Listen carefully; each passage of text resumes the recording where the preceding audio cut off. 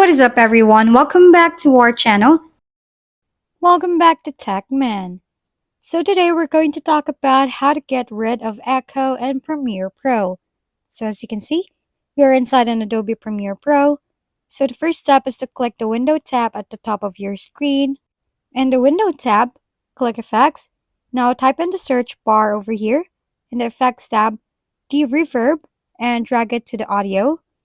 Just in case something is wrong, click Window and click Effects Controls and go to Reverb. Click Edit. Click I to create an endpoint and select the time which has a problem. And click O to create an outpoint and select the time where it ends. Click the Add button, which is at the right side of the screen.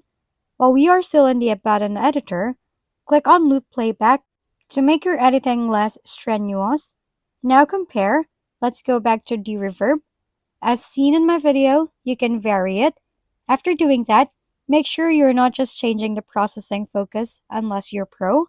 Close after adjusting the audio. Right-click where you put the endpoint and outpoint. Click Clear Endpoint and Outpoint, and you're done.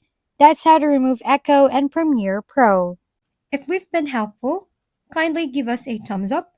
And don't forget to hit the subscribe and bell button for more contents.